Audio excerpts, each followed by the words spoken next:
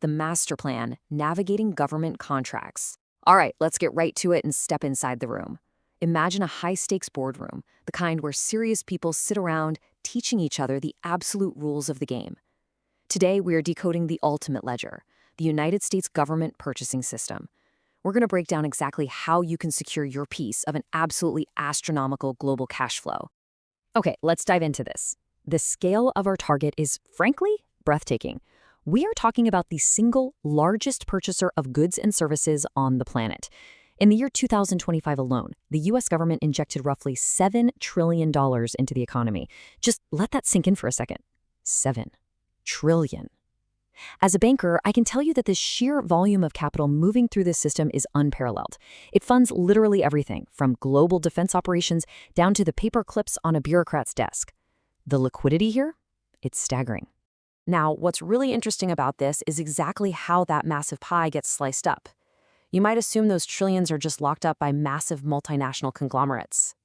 But the reality is heavily regulated. By law, 23% of every single dollar the government spends is legally required to be channeled into small registered businesses.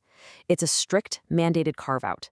That means billions upon billions of dollars are just sitting there, actively waiting for agile, correctly positioned businesses to step up and claim them.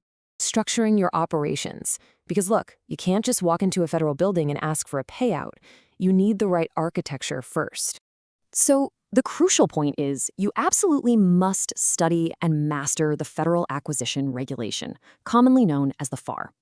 Consider this your operational Bible. Picture a room full of professionals intensely reading contracts. This is what they're studying. It is the definitive rulebook for government purchasing. You simply can't play the game if you don't know the rules, right? Walking in blind without knowing the FAR is a guaranteed way to get locked out of the vault before you even make a bid. Let's rapidly break down the tactical setup. Step 1, register your entity on SAM.gov. And here's a massive strategic advantage for you. You don't even need a complex corporate entity to get started. You can register as a sole proprietor and be taxed as an individual. Next, you leverage your personal credit cards or set up Net30 and Net60 accounts to fund your initial inventory. Step 3 is execution. You start by supplying basic daily essentials. Think toilet paper, staples, office supplies. You're outfitting massive institutional branches like the Department of Defense, the TSA, or Social Security. Bankrolling the contract, let's move to and see how this builds, because once you actually win a bid, you need to know how to finance it without breaking your supply chain. Put on your banker hat for a second and take a close look at your financial arsenal. Did you know most major commercial banks actually have a hidden government arm designed specifically to fund these contracts? You literally just search your bank's name followed by government sector bank.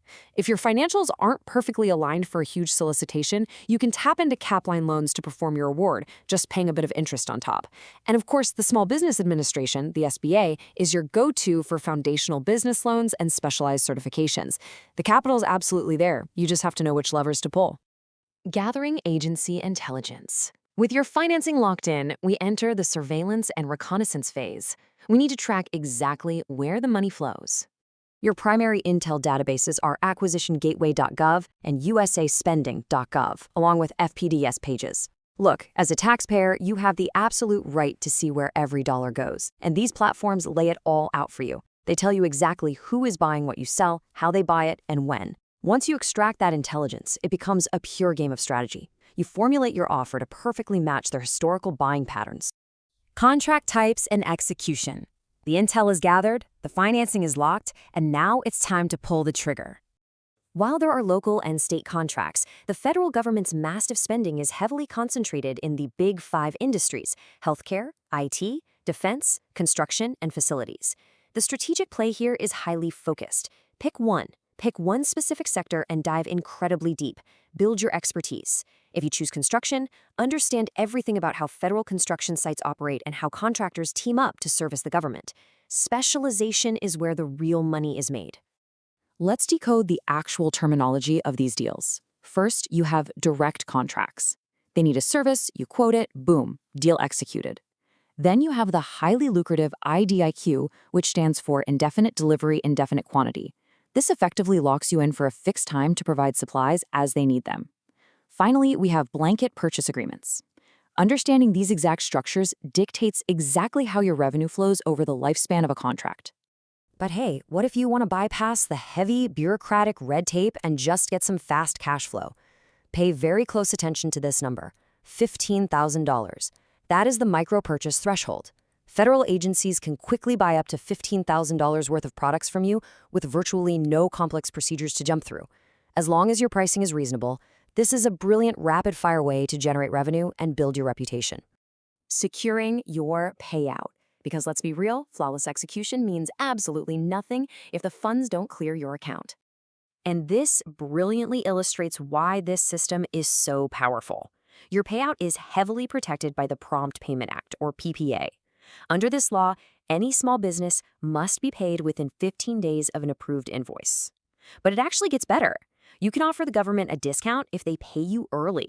And if they miss the deadline, by law, the government is forced to pay you interest for being late. It is a legally binding win-win financial scenario for your operation.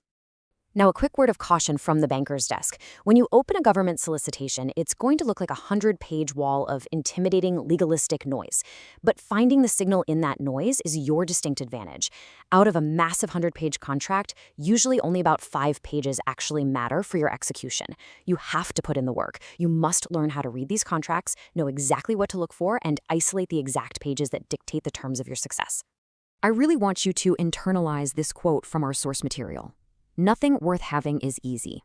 So if it's hard, do it.